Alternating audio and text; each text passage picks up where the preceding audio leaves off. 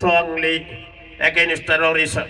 The Quran preaches love and mercy without barriers of religion, caste, and nation. History tells us that Prophet Muhammad sallallahu alaihi wasallam never waged a war for the sake of it, except for defense and protection. The importance the Islam give to mercy and peace is understandable from the fact that the first hadith that is to be taught by a teacher to a student is Ar-Rahimuna yarhamuhur Rahman yarhamu man fil ardi yarhamukum man fis sama. This means Allah is kind to the kind. Be kind to those in the earth, and the Almighty will be kind to you. Quran never mentions difference of religion or caste when it asks the believers to love and help. Dear all, violence is not a solution for our problems. It only increases the chain of violence and attack. Let us collectively take part on this blessed occasion that we will never hurt or attack anybody by word or action.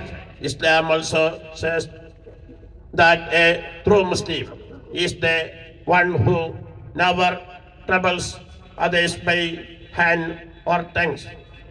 All this teaches us that non-violence and universal love are central to the character of a true Muslim. എല്ലാവരും വലത്തെ കൈ ഇടത്തെ നെഞ്ചത്ത് വെച്ച് നെഞ്ചോട് മുറുക്കി പിടിച്ച് പറയുക. എല്ലാവരും നിന്ന് വലത്തെ കൈ ഇടത്തെ നെഞ്ചത്ത് ഹൃദയത്തോട് ചേർത്ത് പിടിച്ചുകൊണ്ട് ഹൃദയത്തിന്റെ ഭാഷയിൽ നിന്ന് തന്നെ തുറന്നു പറയും. ഞങ്ങൾ അല്ലാഹുവിന്റെ അടിമകളാണ്, തിരുനബിയുടെ അനുയായികളാണ്. വാക്കിലും പ്രവൃത്തിയിലും വിചാരത്തിലും നന്മയുണ്ടാകണമെന്ന് ഞങ്ങൾക്ക് നിർബന്ധമുണ്ട്. ഞങ്ങൾ അതിന് സർവാത്മന പരിശ്രമിക്കും.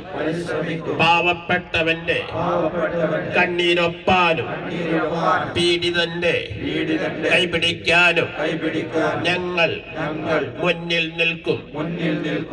അധാർമികതകളെ അല്ലാഹു നിഷിദ്ധമാക്കിയ കാര്യങ്ങളെ കൈവെടിഞ്ഞ് പുതിയൊരു ജീവിതത്തിനായി റമദാനിലെ ഈ പുണ്യരാത്രിയിൽ വിശ്വാസികളായ ജനലക്ഷങ്ങളോടൊന്നിച്ച് ഞങ്ങൾ സന്നദ്ധരാവുന്നു. ഇസ്ലാമിന്റെ പരിപൂർണതയെ അംഗീകരിക്കുന്നതോടൊപ്പം മറ്റു മതവിശ്വാസങ്ങളെയും അവരുടെ വിശ്വാസങ്ങളെയും ഞങ്ങൾ ബഹുമാനിക്കുന്നു. മനുഷ്യന്റെ മഹത്വം ഉയർത്തിപ്പിടിക്കാനും അവകാശങ്ങൾ ധ്വംസിക്കപ്പെടാതിരിക്കാനും ഓരോ നിമിഷത്തിലും ജാഗ്രത പുലർത്തുമെന്ന് ഞങ്ങൾ സാക്ഷ്യം വഹിക്കുന്നു.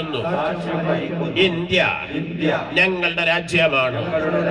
രാജ്യത്തിന്റെ സമ്പത്തും മൂല്യങ്ങളും പാരമ്പര്യവും സംരക്ഷിക്കുവാൻ ഞങ്ങൾക്ക് ബാധ്യതയുണ്ട്. രാജ്യത്തിന്റെ ഐക്യവും അഖണ്ഡതയും കാത്തു സൂക്ഷിക്കാൻ അവയെ അപകടപ്പെടുത്തുന്ന എല്ലാ പ്രവർത്തനങ്ങളിൽ നിന്നും വിട്ടുനിൽക്കാനും ഈ പുണ്യമാസത്തിന്റെ വിശുദ്ധിയെ മുൻനിർത്തി ഞങ്ങൾ ഒന്നുകൂടി പ്രതിജ്ഞ ചെയ്യുന്നു.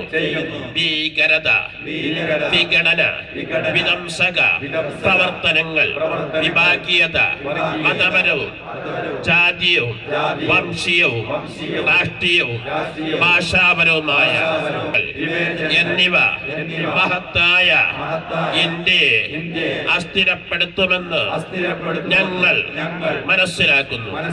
ഈ മഹത്തായ ബോധം മറ്റുള്ളവർക്ക് പകർന്നു കൊടുക്കൽ മുസ്ലിമീങ്ങൾ എന്ന നിലയിലും ഇന്ത്യയിലെ ഉത്തമ പൗരന്മാർ എന്ന നിലയിലും പ്രധാന കടമയാണെന്ന് ഞങ്ങൾക്ക് തികഞ്ഞ ബോധ്യമുണ്ട്.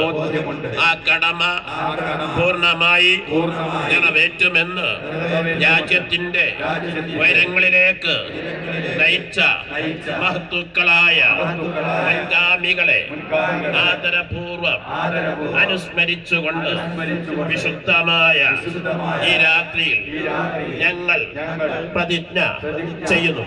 എല്ലാവരും ഇരിക്കുക. ഒരു ഫാത്തിഹ ഓതി ദുആ ചെയ്യുകയാണ്. ഇലാ ഹദ്റത്ത് നബിയിനാ